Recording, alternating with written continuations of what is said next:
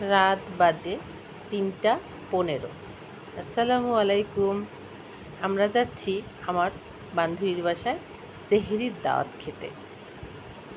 এখন রাত ৩:১৫ বাজে। আমাদের সিকিউরিটিকে কল দিয়ে লিফট খুলতে বলা হলো। সে লিফট খুলে দিল। এখন গ্যারেজের তালা খুলে দিল। এখন আমরা যাচ্ছি। এটা একটা অন্যরকম আমেজ, একটা আনন্দ, অন্যরকম একটা দাওয়াত। আমার মনে হয় না কেউ কখনো সেহরির দাওয়াত খেতে কারোর বাসায় গিয়েছে। রাস্তা একদম নিঝুম শুনশান। দেখেন রাস্তা পুরাই ফাঁকা। মাঝে মাঝে কিছু কিছু লোক আছে, দু একটা হুন্ডা যাচ্ছে। ভালোই লাগছিল আসলে। এখন আমরা রিক্সার জন্য ওয়েট করছিলাম। রাস্তায় সামনের দিকে আগালাম, দেখি কিছু কুকুর।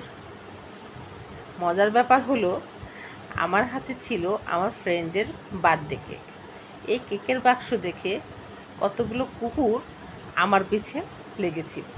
আমি তো ভয়ে, আমার ভাগ্নেরা বলতেছে কিছু করবে না, চুপ করে থাকো। যাই হোক, এগুলো শেষ করে আমরা একটা রিক্সা পেলাম, রওনা করলাম। এখন দেখেন পুরো রাস্তায় শুধু আমাদের একটাই রিক্সা। আমাদের ফ্যামিলির আরও মেম্বার পিছিয়ে রিক্সার জন্য ওয়েট করছে। আমি রিক্সায় উঠে দেখলাম রাস্তা পুরো ফাঁকা। রিক্সাওয়ালা ভাইকে বললাম, আপনাদের বলে রিক্সা চলে? বলে হ্যাঁ, আজকে একটু কম, মাঝে মাঝে একটা দুটা ট্রাক যাচ্ছে। যাওয়ার পরে আমরা চলে আসলাম আমার ফ্রেন্ডের বাসায়। ওকে কলিং বেল দিলাম, ও এসে দরজা খুলে দিল। এখন উঠে যাচ্ছি ওর রুমে। এটা ওদের নিজের বাড়ি। দেখেন ছোট ফ্যামিলি, সুন্দর করে সাজিয়ে গুছিয়ে রেখেছে ঘরটা। ভালোই লাগছে দেখতে। আমি আবার আমার মাকে বলছি, দেখো কি সুন্দর করে সাজিয়ে রেখেছে। যদিও আমি গুছিয়ে রাখতে খুব পছন্দ করি।